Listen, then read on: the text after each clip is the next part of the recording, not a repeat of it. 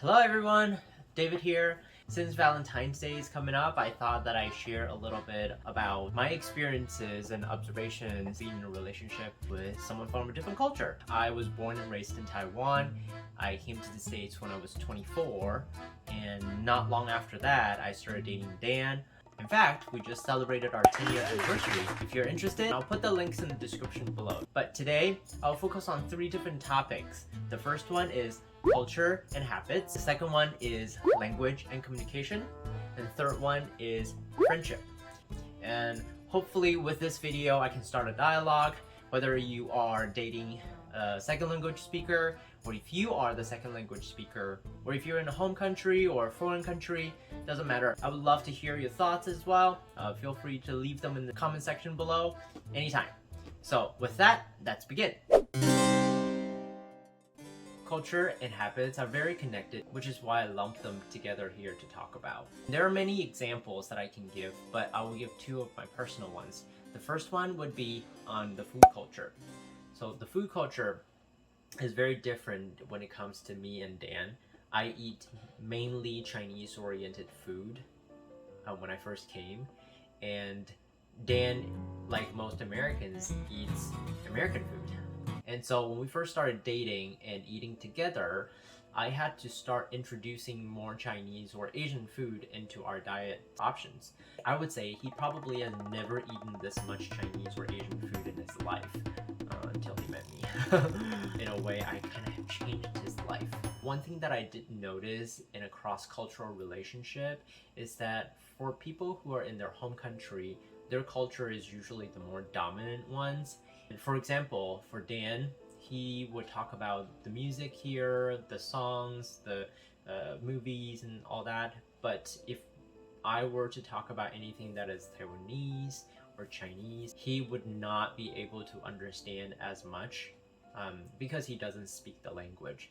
And I'm not saying that all cross relationships are like this. For the couples that know each other's languages and also their cultures a little bit, then they will have a different integration process in their relationship. For us, it's definitely a different compromise process. I would say that the takeaway is that to choose 1 or 2 easy things for your partners to get in touch from your culture, and that kind of will ease them into it and start to get them intrigued, and then they can learn more about it.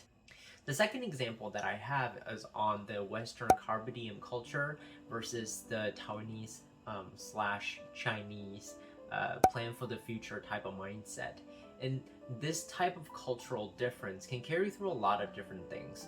For example, people in a relationship, how they manage money individually. Some of the Americans, they are more willing to spend because, well, no day but today.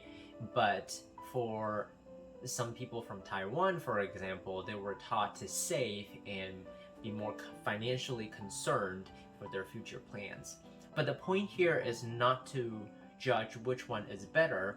The point here is different cultural shapes different habits, and that is something that we have to face when we are in a cross-cultural relationship. Personally, I'd encourage anyone who's in a relationship with someone from a different culture to work on these differences together. We are already different individuals, but layering cultural differences on top of it definitely takes a little bit of figuring out. Remember that we all know about cultural shock. We're expecting ourselves to experience it, but at the same time, our partner in a relationship can also experience that as well.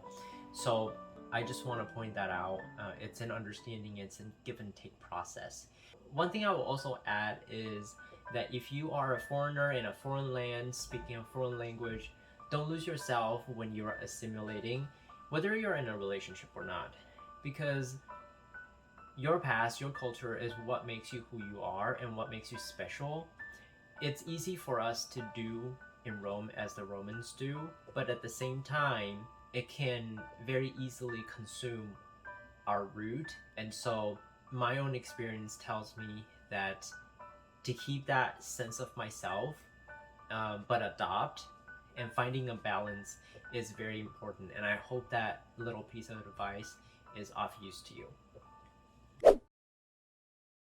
Now, when it comes to languages, remember that certain phrases and words don't really mean the same thing when they're directly translated. For example, simple things like when Dan and I were ordering fast food, I didn't know that burgers are always beef, unless you say chicken burger. But then chicken burgers are usually referred to as chicken sandwiches. But sandwiches, for me, are always with toasts and not buns. That totally made a big confusion for me. Such simple words, but different practices in different parts of the world makes a different meaning of it. And for an example of communication, let's talk about humor, which is a lot of time language based. You gotta understand the puns, the tone of your voice, the culture, the sarcasm, and a whole lot more.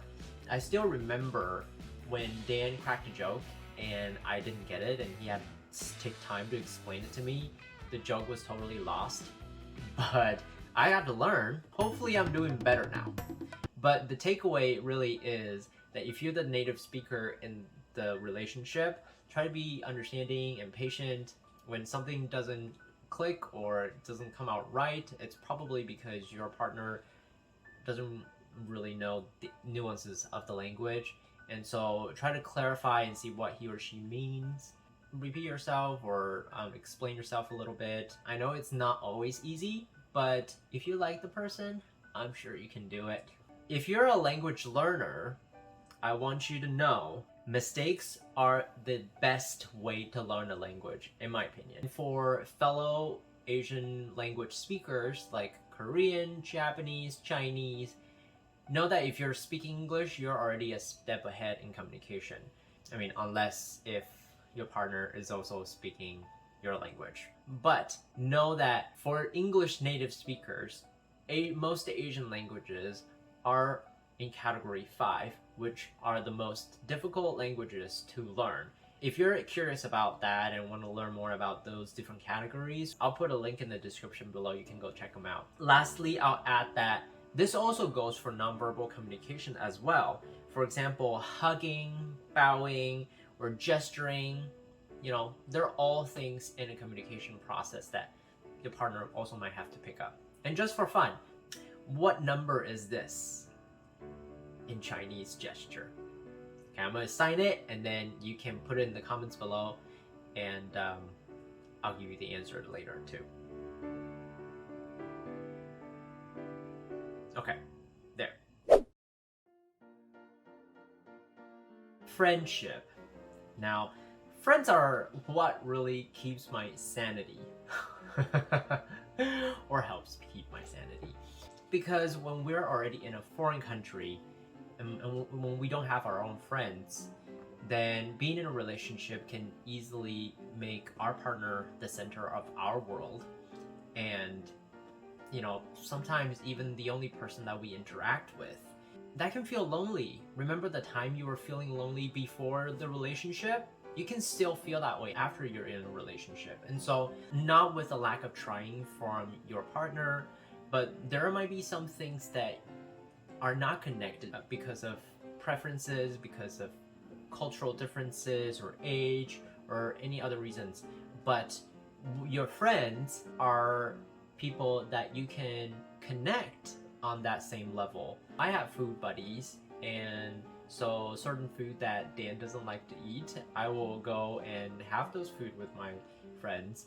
And I also have friends that are immigrants that are trying to make a life here, and we will understand more about what we are each going through. And so those are not necessarily something our partners will understand. And it's good to connect with other people that have that type of connection or similar experiences that we have. On the other hand, learn as much as you can as a foreigner, but you probably won't like everything that your partner does. When that happens, they need to have their friends to hang out with. So, you don't have to be the only one who can do things with him or her. That's just a little takeaway from my end, and I hope you like that little tip too. But these are the 3 things to know when you are in a relationship with someone from a different culture, and I hope you enjoyed them. Are you in a relationship yourself with a foreigner or with someone from a different culture? What are your experiences? I would love to hear from you in the comment section below. And if you have reached this far, thank you so much for watching. I would love to see your support by getting that thumbs up and subscription. And that's it for today. I'll see you next time. Bye!